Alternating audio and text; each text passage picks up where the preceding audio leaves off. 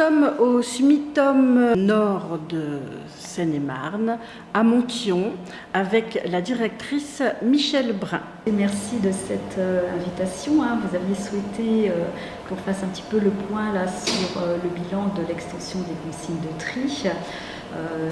Donc effectivement le SMITOM au 1er mai 2019 avec ses adhérents et puis l'ensemble des habitants, plus de 327 000 habitants là, pour 2020, nous avons lancé l'extension des consignes de tri. Le message, effectivement, c'est que tous les emballages se recyclent. Avant, effectivement, c'était plus le carton, la cartonnette, les bouteilles en plastique, tandis que là, c'est tous les plastiques et le message, donc tous les emballages. C'est ça qui est nouveau. C'est ça qui est nouveau, effectivement. Donc, on simplifie le geste de tri de façon importante. Souvent, les habitants se posaient la question, oh là là, est-ce que ça se trie, est-ce que ça se trie pas? Dans le doute, effectivement, ils mettaient dans la poubelle d'ordures ménagères, tandis que là, effectivement, tous les emballages se trient. Et le bilan qui est particulièrement intéressant, c'est que entre 2019 et 2020, c'est plus de 10% d'augmentation de collecte sélective, donc d'emballage. On est passé de 50 kg par habitant en 2019 à 56 effectivement en 2020. Donc effectivement, ça fait partie d'une plus-value importante, parce qu'effectivement avec le tri, c'est plus de recyclage, c'est préservation de l'environnement, préservation des matières naturelles, création d'emplois, c'est du local. Donc effectivement, c'est toute une chaîne qui se met en place. Et peut-être aussi l'espoir de voir la taxe des ordures diminuer ou certaines taxes. Effectivement, plus il y a de tri, plus nous avons effectivement des recettes. L'avantage du tri, c'est davantage de recyclage, préservation des ressources naturelles, économie d'énergie, moins de CO2, moins de transport car on est dans le local, création d'emplois, souvent sur le territoire, et des recettes effectivement à la fois des repreneurs, puisque nous vendons les matières triées dans les différentes filières de recyclage, mais également auprès de l'éco-organisme Citeo, ex-éco-emballage. Les recettes des repreneurs et de l'éco-organisme permettent effectivement d'avoir des coûts de traitement réduits. Si on ne faisait pas le tri, effectivement, les coûts s'envoleraient de façon exponentielle. Qui sont vos adhérents? Alors, j'ai 6 adhérents. Le SMITOM effectivement, a 6 adhérents. Donc à savoir la communauté de communes du Pays de Meaux, la communauté de communes du Pays de Lourcq, Val d'Europe Agglomération, la communauté de communes des Deux-Morins, la communauté de communes Plaine-France, Ecovaltry 77. La collecte, qui est-ce qui l'a fait? Les adhérents, c'est de la compétence des adhérents. Et c'est eux qui choisissent qui fait leur collecte. Donc il y a tout à fait. Ils ont des marchés publics, effectivement, ou alors en régie pour certains. SMITOM Nord a la compétence traitement et il a 6 adhérents que je vous ai cités tout à l'heure, qui ont la compétence collecte et ils assurent effectivement la collecte de leurs déchets ménagers. Il y a des prestataires privés ou publics. Et alors donc, quelles sont exactement les missions du SMITOM? Alors le SMITOM, la principale, sa compétence, c'est le traitement des ordures ménagères et assimilées. Voilà, la valorisation effectivement de la collecte sélective, et nous avons également une mission d'information, de communication auprès de nos adhérents et des habitants de notre territoire. D'accord. Donc si je fais le tri dans ma cuisine, c'est un peu grâce à vous. Si je sais comment faire le tri et ce que je dois trier, vous y êtes pour quelque chose. Alors, SMITOM effectivement accompagne ses adhérents via effectivement un certain nombre d'outils de communication et d'information en liaison toujours avec les adhérents.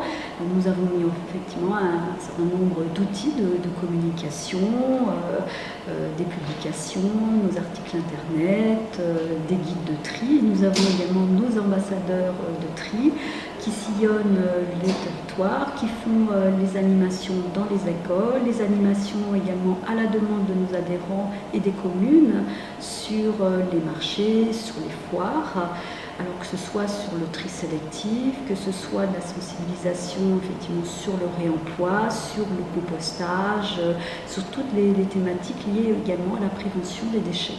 Pour les habitants du secteur, le tri est très important. Ils l'ont prouvé en augmentant la quantité, en fait, la quantité d'emballage, enfin de choses triées. Concrètement, vous intervenez comment dans ce tri? À partir du moment où moi, je mets dans différentes poubelles dans ma cuisine, après, où se situe le SMITOM et comment je retrouve le SMITOM, comment je sais ce qu'il fait, etc.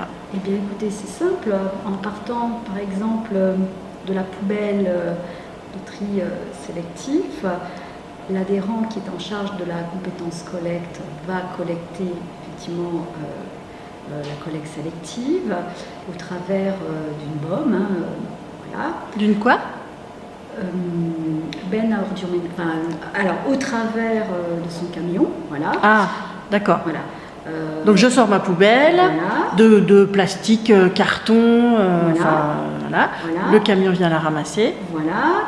Il est amené effectivement on va prendre l'exemple du centre de transfert de Montion.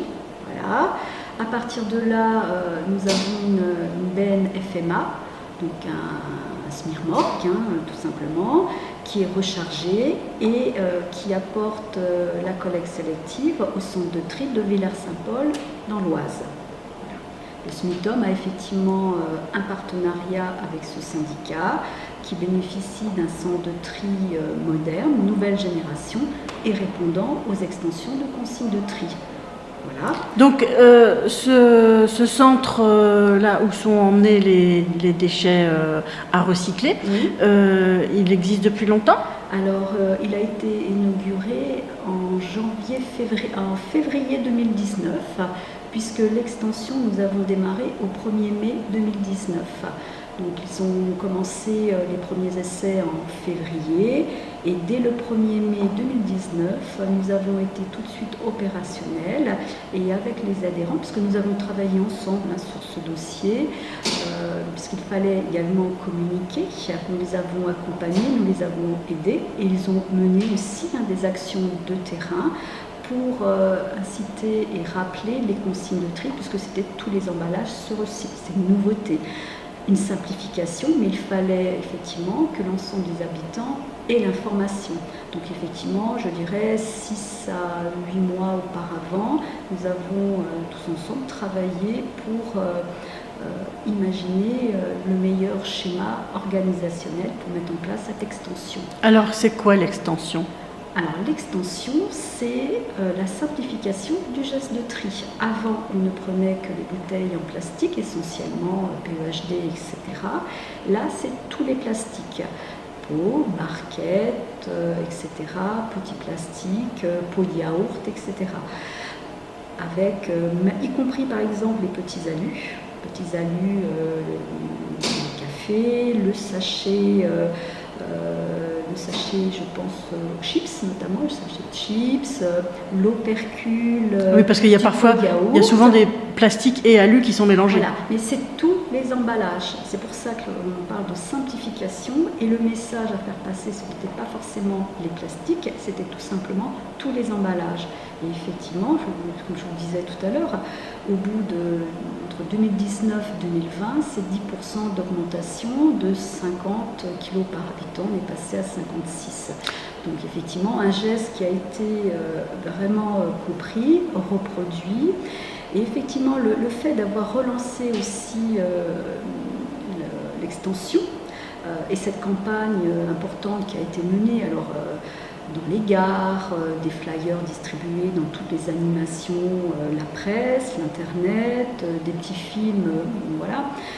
Ça a relancé à nouveau le geste de tri. Vous savez, la communication, c'est très important. Il faut sans arrêt rappeler les consignes parce qu'on oublie, on n'y pense pas. Typiquement et de façon très concrète, on est dans sa salle de bain. Il y a la petite poubelle de salle de bain. Et vous sortez de votre emballage de dentifrice, vous avez toujours une petite cartonnette. Souvent, on n'y pense pas. On pense à le mettre à la poubelle. Or, ça se trie. Le tube de dentifrice, maintenant, il se trie. Tous les emballages se trient.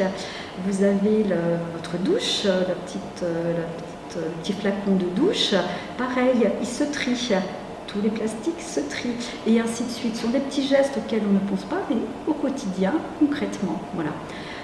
Est-ce qu'il y a encore des progrès à faire, forcément? Il y a toujours des progrès, d'autant plus qu'il y a la recherche et développement qui se met en place, parce que le fait aussi d'étendre l'extension des consignes de tri, ça permet de développer tout ce qui est recherche et développement. Certains plastiques qui n'étaient pas triés, on n'a pas toujours les débouchés, et justement, ça oblige les industriels, ça oblige Citeo, l'éco-organisme, à travailler sur cette thématique. Et justement, il y a des recherches actuellement qui vont permettre effectivement de trier davantage le plastique et de trouver d'autres débouchés. L'intérêt, c'est aussi de trouver d'autres débouchés de ces matériaux. Il y a une grande question qui se pose toujours. Pourquoi est-ce qu'on a autant d'emballages? Alors, le problème, c'est que tout doit se passer en amont.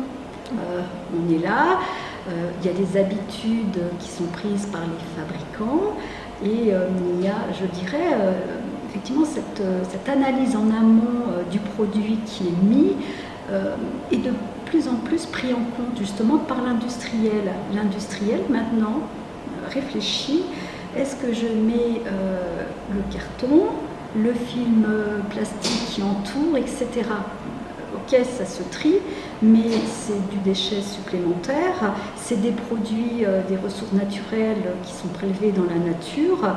Et effectivement, avec ce qu'on a entendu de plus en plus, le green bashing sur le plastique, etc., il y a la réflexion qui est faite par les industriels et par les producteurs pour limiter l'emballage.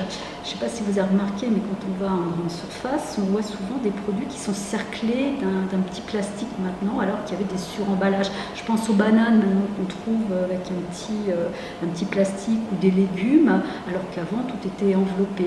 Et justement, ça fait partie effectivement de toute cette réflexion de réduction des déchets et de penser à la préservation de la nature pour effectivement avoir moins de déchets, même si le déchet est une ressource, comme je vous le disais tout à l'heure, avec le développement du tri, le développement du recyclage et puis les matières premières que l'on va chercher et puis les recettes que l'on peut avoir auprès des repreneurs et des éco-organismes. Si je pratique le tri sélectif dans ma cuisine, est-ce que ça a un impact favorable sur ma facture d'ordures, en fait, de contribution aux ordures? Écoutez, plus on trie, plus il y a des recettes, plus des recettes des repreneurs, des recettes des éco-organismes, et c'est ce qui évite effectivement une augmentation qui serait en cascade de la taxe d'ordures ménagères. Voilà, donc je sais que certains habitants, ça ne sert à rien de trier, etc. C'est absolument faux, puisque de toute façon, ça évite des hausses de traitement des autres déchets. Donc il y a obligatoirement un impact important sur... tout est lié. On maîtrise le coût, il y a une meilleure maîtrise des coûts et on limite la hausse des coûts. Voilà. Mais pas que au niveau du SMITOM, c'est un ensemble. C'est un ensemble, on ne travaille pas seul, on travaille en synergie, voilà, tout est lié. Ça part du citoyen au syndicat. Alors, ça part du citoyen, de la collecte et du traitement, et ensuite effectivement du recyclage qui est mené. Chacun a un rôle à jouer important. Ce n'est pas chacun individuellement, c'est une chaîne qui se met en place effectivement pour réussir le tri et le recyclage. Est-ce que les matières triées, que les gens trient déjà, partent des cuisines des gens, quand elles arrivent ici, quand les emballages vides arrivent ici par les camions, oui. Est-ce qu'ils font l'objet d'un second tri? Est-ce qu'ils sont triés par les machines à l'intérieur du centre, à la main? Comment ça se passe? Alors, le fonctionnement d'un centre de tri, à partir du moment où vous videz, vous apportez votre CS, elle est tout de suite effectivement prise en charge. CS? La collecte sélective.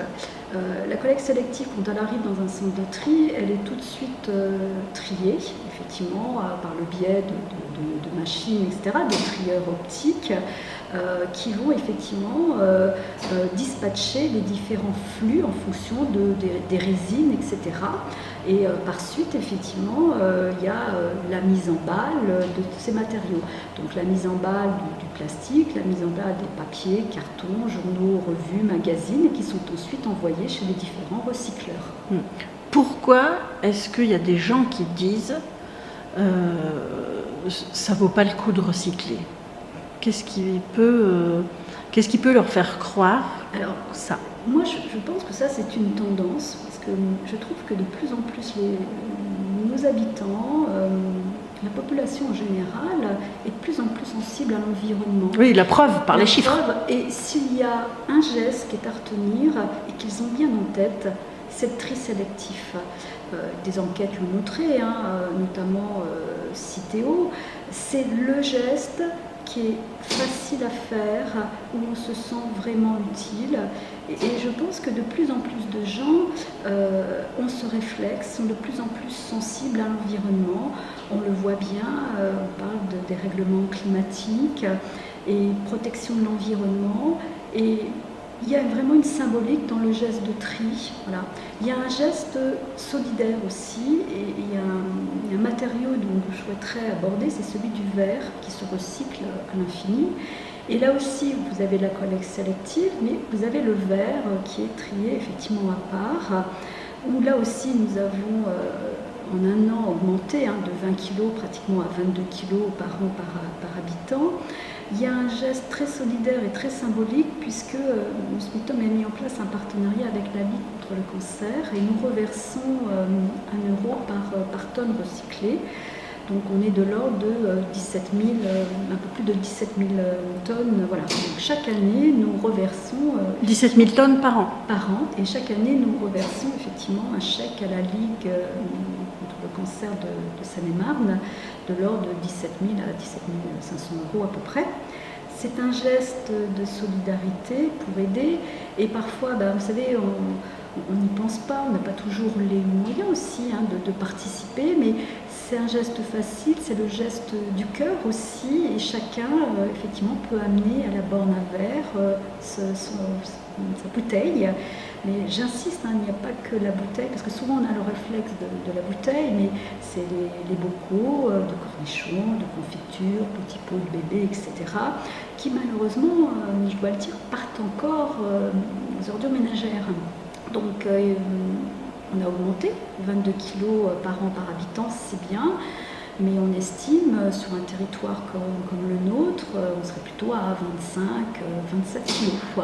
Simplement, il faudrait être à 25 ou 27 kilos. Voilà, par c'est à habitant. peu près, effectivement. Après, il faut mettre davantage peut-être de bornes sur les territoires. C'est prévu? C'est pas de la compétence du syndicat, c'est la compétence de nos adhérents, mais c'est surtout la communication vraiment à mettre en place. Des bornes sont prélevées par les adhérents qui viennent apporter au CIT de Montion le verre qui après est repris par un repreneur qui est Veralia. Voilà. Mais effectivement, on sait que nous avons des marges de manœuvre. On pense aux bouteilles, mais on ne pense pas forcément aux bocaux. aux flacons, etc., qui sont complètement recyclés. Le verre, c'est un recyclage à 100%. Une bouteille de verre recyclée, c'est une bouteille de recyclé. Voilà. On parlait de 10 bouteilles en plastique recyclées, c'est un ours en peluche, et ainsi de suite. 9 boîtes de conserve, c'est une boule de pétanque, et ainsi de suite. Voilà. On est vraiment dans le concret pour montrer l'utilité. Le tri, le recyclage, on économise des ressources naturelles qu'on ne va pas chercher, et on préserve la nature et l'environnement. Avant 2019, comment ça se passait? Alors nous étions effectivement au CIT de Montion, nous avions notre centre de tri qui tournait aux alentours de 19 000 tonnes, mais qui ne répondait pas aux exigences techniques de l'extension des consignes de tri. Le consigne de tri, il faut le rappeler, c'est aussi c'est des emballages plastiques, ça demande un traitement spécifique, et je pense notamment aux grands films plastiques qui entourent, vous savez, les bouteilles en plastique par exemple, ça vient s'accrocher dans certaines machines, etc. Donc ça demande un traitement particulier. Plastique, c'est aussi des matériaux nouveaux que les machines ne reconnaissent pas. Un centre de tri comme celui du SNDO est hyper à la pointe de la technologie, possède des capteurs, possède des machines relativement importantes qu'un centre de tri plus ancien n'a pas. Nous n'étions pas en capacité de traiter l'extension des consignes de tri. Voilà. Donc plutôt qu'investir des sommes incommensurables ou impossibles. Entre 15 et 18 millions d'investissements, ce n'est pas simple. Et puis, pour tout vous dire, il y a un schéma régional, le plan régional de gestion des déchets avec la région d'Île-de-France préconisait 2 centres de tri en Seine-et-Marne, celui qui se situe au Citrène de Lagny et celui qui se trouve plus au sud du côté de Melun. Donc un schéma décidé, un plan régional, effectivement, c'était compliqué effectivement d'aller construire, que ce soit pour SMITOM ou pour les autres confrères de Seine-et-Marne, de construire un autre centre de tri répondant aux extensions, alors qu'effectivement, autour de nous, des centres modernes, nouveaux, acceptant les consignes élargies, existaient. Voilà. Il est apparu beaucoup plus pratique, plus logique et en termes économiques également d'étudier ce partenariat. En décembre 2022, la loi impose l'extension des consignes de tri. Et il faut avoir un centre de tri qui réponde aux normes. Donc c'est dans cet esprit, effectivement, que ce soit avec Citeo, l'éco-organisme, que ce soit avec le plan régional, en Seine-et-Marne. Il fallait évoluer. Voilà, il fallait évoluer et surtout il y avait ce schéma qui était donné de 2 centres de tri. Voilà.